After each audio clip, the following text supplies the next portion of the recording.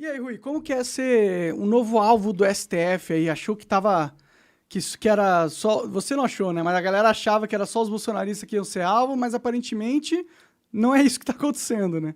É, eu até comentei ontem numa live que eu participei, que ontem a gente falava, cuidado que amanhã pode ser você, que pode ser a gente. Sim, Hoje a gente fala, cuidado que amanhã pode ser você, porque a gente já foi. pode crer. Pode Não, é crer. absurdo isso daí. É bem simbólico, eu acho, essa censura em cima do PCO, porque aquilo que a gente estava percebendo, muita galera estava dormindo achando que era, não, eles estão acabando com o Bolsonaro, ele é genocida, não sei o que lá, então, para acabar com esse cara, tudo é válido, inclusive passar por cima das liberdades individuais das pessoas, só que agora não é mais o Bolsonaro que está na mira, né? E sim o PCO. Você esperava que isso fosse acontecer? Não esperava exatamente, mas eu e os companheiros do PCO pensamos que poderia acontecer. Poderia, mas a gente achava que era uma hipótese mais remota. Assim, não é possível que os caras vão fazer, tipo, não tá nesse nível, vai. E tava. Mas acontece o seguinte também, até agora eu acho que foi uma jogada errada. Porque a jogada é clara, todo mundo sabe. É uma campanha contra o Bolsonaro. É por causa das eleições, não tem nada a ver com a verdade, nada. É eleição, ponto final. É um golpe eleitoral isso daí, contra o Bolsonaro. Porque tem golpe contra o Bolsonaro também, não é só contra o PT. Pode crer. Tem golpe contra todo mundo que se desafiar um determinado poder. Então, o que acontece? O pessoal estava todo tranquilo, é o Bolsonaro, Bolsonaro, Bolsonaro. E estava conseguindo o apoio da esquerda. Porque esse pessoal, que não é nem Bolsonaro e nem a esquerda, não tem apoio de ninguém. Então eles procuraram cativar o apoio da esquerda. Só que quando ataca o PCO, divide a esquerda. Com certeza, porque quer, tipo, não tem mais esquerda do que o partido da Casa Operária. Entendeu? Não, no Brasil não tem ninguém mais que tenha uma posição mais genuinamente revolucionária, abertamente revolucionária. Nós somos o partido que sempre falou em revolução, em socialismo, sempre falamos que tem que armar o povo. O pessoal pensa que isso daí é uma coisa que a gente está fazendo eco ao bolsonarismo. Nós sempre falamos isso daí, sempre. Pode crer. Então, é uma perseguição, uma parte considerável da esquerda olha isso daí e fala, tudo bem, né? O PCO pode ter até sido exagerado em alguma colocação, mas que isso daí é um problema e um perigo, não há dúvida nenhuma. Quebrou um pouco o encanto do negócio. Quando que vocês descobriram que isso estava acontecendo? Como que foi, assim, para vocês lá internamente? Não, nós vimos pela revista Veja. Nós não fomos notificados de nada. É oficial esse negócio? Ou é, tipo, rumores ou algo que está no processo de ser oficial? Existe um despacho do Alexandre de Moraes, que nós fomos atrás para conhecer esse despacho. Mas nós não fomos notificados de nada até agora. Entendi. Por que será que não está vindo essa notificação? Eu acredito que haja algum impasse lá em cima. Entendi. Saiu um editorial do Globo muito interessante, acho que no sábado passado, onde eles falavam o seguinte, que a politização do STF é um problema. E que aí acusava os dois ministros bolsonaristas de ter feito não sei o quê, e o Alexandre de Moraes, no caso do PCO. Então eles falaram, esse negócio do PCO é um exagero. Os bolsonaristas, sim, ameaçaram, aquela conversa toda, né? Que eu acho que também não tem grande fundamento. E aí falaram, no caso do PCO é um exagero. Falo mal do PCO, o PCO é assim, assado, mas não dá. Eles perceberam que foi um deslize, derrapou na pista. Sentiram que era operação. um deles, né? Sendo atingido aí nessa ditadura, porque é uma ditadura, né? Quando o STF se encarrega de conhecer toda a verdade, de decidir aquilo que pode ser expresso ou não, é um tipo de ditadura. Pode ser não ser uma ditadura armada, mas é uma ditadura do pensamento. É uma ditadura. Não, é uma ditadura bem concreta. Nós conversamos aí, nós vamos tornar público tudo que a gente sabe. Nós conversamos aí com pessoas que foram investigadas nesse inquérito. Tudo gente bolsonarista. Nós fomos atrás para saber. conversamos com os advogados dele, estamos conversando. E o que o pessoal conta, né, que é comprovado, não é a história que eles estão contando, é um show de horrores. O cara está em casa, a Polícia Federal entra na casa dele arrombando as portas, confiscando tudo, ameaçando, Caralho. não fala nada. É assim mesmo. Que loucura, né? Eu vi que vários caras foram alvos disso, né? Na parte bolsonarista da coisa, né? Teve 2 caras que foram protestar na frente da casa do Alexandre de Moraes. Foram presos Foram presos por protesto, né? por protesto. E, tipo, eu achei que, tipo, o protesto era uma liberdade nossa. A gente tem direito de protestar. Pensei que era isso. É um direito constitucional. Parecia que era, né? Mas não pro STF. O STF se põe um pouco acima da Constituição. Totalmente. Não tem lei isso daí. O que o Alexandre de Moraes está fazendo não tem nenhuma base legal. Nenhuma.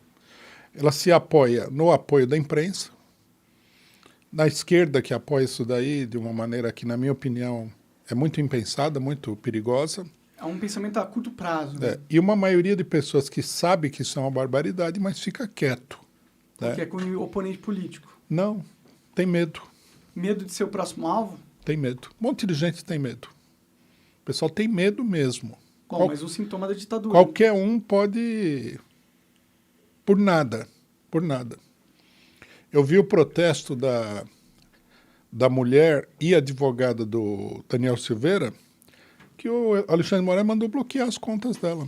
Que nem era alvo de investigação, Ela coisa nenhuma. nem é alvo de investigação. Ela é advogada no processo. O que é mais grave ainda. É um ataque à defesa do cidadão. Pode crer.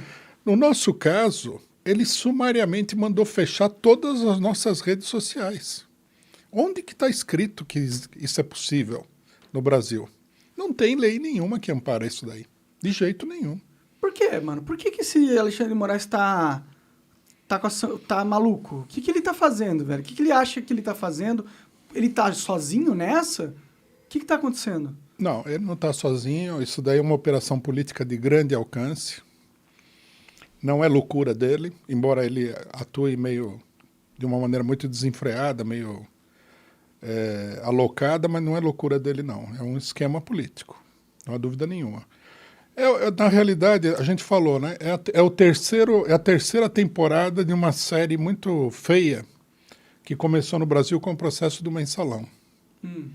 No processo do Mensalão, apareceu um juiz novo, Joaquim Barbosa, foi escolhido como presidente do STF e levou adiante o processo do Mensalão contra o pessoal do PT e outras pessoas, passando por cima da lei assim de uma maneira descarada. Tá, de que forma? Que eu sou leigo, eu não entendo exatamente muito bem o que aconteceu. Eles ali. nunca provaram nada. Sobre o Mensalão? Sobre o Mensalão, nunca provaram nada. Não provaram que fulano ordenou, que o outro fez, não provaram nada. Tanto que delações? Não, nessa época não tinha essa delação premiada. Era um mecanismo que não tinha sido inventado ainda. Eles não tinham inventado, foi inventado na Lava Jato. Mas o pessoal passou por cima de todos os direitos dos acusados. Por exemplo, uma coisa que está acontecendo agora de novo. Se nós formos julgados, né, nós vamos estar numa situação que é a seguinte: o STF é o tribunal de primeira e última instância. Para quem que nós vamos recorrer? Não tem para quem, eles são o Supremo. Né? Quer dizer, o direito, né, a defesa, que é você apelar para instâncias diferentes e tal, não existe. Você está sendo condenado diretamente pelo Tribunal Superior. Foi o que aconteceu com eles. Sim. Os advogados argumentaram, inclusive, mas como? Teria que ser, esse julgamento teria que ser na primeira instância. Não poderia ser no STF. O STF é a última instância, como aconteceu com o Lula. O Lula, pelo menos, foi julgado pelo Tribunal Local Estadual de Curitiba, depois foi para a segunda instância, e depois foi para o STJ e nunca chegou no STF. Né? Esse é o normal, esse é o devido processo legal, direito de defesa. Se você é julgado sumariamente por um único tribunal, o seu direito de defesa é muito limitado. E o tribunal, no caso do STF, é aquele que acusa também, né? É o que acusa. Ele no caso do Mensalão, não. Mas nesse caso aqui, sim. No caso de você, não foi uma acusação do Ministério Público. Porque não teria o que acusar, na verdade, né? Então é perigoso, porque o STF ele é o órgão, ele é a vítima, ele é o promotor e ele é o juiz. O juiz. Ele é todas as etapas do processo judiciário num só, concentrado no poder de uma pessoa só. Nós vamos impugnar isso aí. Como que vocês impugnariam ele?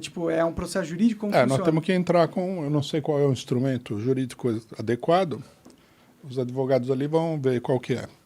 Mas nós temos que dizer que nós não podemos ser julgados pela pessoa que alega que nós ofendemos a respeitabilidade dele. É isso que ele alega ou ele alega uma outra coisa que ele gosta de alegar também, que é uma ameaça às instituições democráticas? Ele alega isso aí também. Apesar de que, para ser bem sincero, né, nós não ameaçamos ninguém. Então, por exemplo, a gente poderia... Não que eu ache que se você ameaçar verbalmente, você deva ser preso. Não acho isso. Tem um negócio de ameaça iminente e só você, falar que gostaria de matar seu chefe porque está puto. Exatamente. É uma ameaça puramente verbal. É quase que retórica, né? Você precisa ver se a pessoa tem pelo menos os meios para cumprir aquela ameaça. Nós não fizemos nada disso. O que nós falamos é uma coisa muito simples e muito corriqueira. Nós somos a favor de extinguir o STF. Nós não falamos que nós vamos invadir, que nós vamos botar o tanque de guerra, nós não temos nenhum general no partido. Quando vocês dizem extinguir, que processo vocês estão sugerindo? É um impeachment de todos eles? Não. Apesar de que eu acho, já que você levantou a questão, queria deixar claro aqui que eu acho que pelas coisas que aconteceram no Brasil, o impeachment dos 11 ministros seria adequado. Dos 11 não, de pelo menos 9 deles que participaram dos processos anteriores seria adequado, porque eles passaram por cima da lei de uma maneira muito escancarada. Nunca houve, né, um impeachment de um Supremo. Apesar de ser algo que está escrito na lei como possível. Que eu saiba, não. Eu tenho lá uma história do STF, vou consultar essa história para ver se aconteceu isso alguma vez. O que eu sei é que a ditadura militar, na época, queria mudar 2 ministros, só 2. Veja que o pessoal né? E eles criaram aí a cláusula da aposentadoria compulsória. Depois de um determinado tempo, você tem que se aposentar. Acho que é 25 anos no máximo que a pessoa pode ficar lá. 25 anos. É quase uma vida inteira. Pelo menos um terço aí da vida, né? Um terço da vida. É uma loucura. Não, o que nós estamos propondo é uma reforma política. Nós temos um amplo programa de reforma política. Nós achamos que o regime político brasileiro ele é muito antidemocrático. Muito, muito ruim. Então, por exemplo, não é que eu inventei agora, nós já defendemos isso há muito tempo. Primeiro, tem que acabar com o Senado. Nós achamos que tem que ter Câmara Única. Uma vez um candidato a senador nosso, perguntaram para ele e falou, tem que acabar com o Senado. Ele falou, mas você está concorrendo para um cargo que você quer ver extinto? Ele falou, sim. Né? Natural. Ficou meio engraçado, mas é real. É o jogo, né? É o jogo. Talvez lá ele consiga extinguir o Senado, estando lá, né? Estando lá, é uma possibilidade. Mas por que exatamente extinguir o Senado? Não é legal ter várias etapas dentro do Legislativo para que sejam decididas as coisas? Não, porque o Senado é uma Câmara reduzida, né, com um mandato superior ao do Congresso. O mandato do senador é de 8 anos. Quer dizer, é um organismo mais conservador, que serve para checar qualquer tipo de coisa mais audaciosa do Congresso.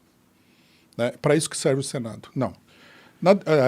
Na nossa concepção democrática, que é a concepção da Revolução Francesa, tem que ter um parlamento único.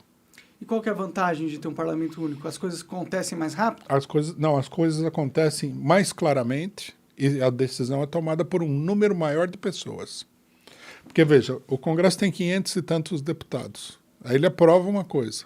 Aí vai para 90 senadores. E eles falam que não. Não pode isso daí.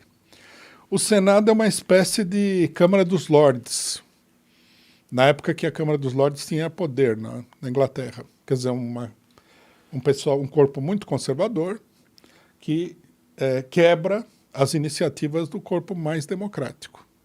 O cerne da democracia burguesa, a democracia histórica, é o parlamento. Né? Quando a burguesia se levantou contra a monarquia absoluta, a reivindicação deles sempre foi parlamento. Nós queremos representação.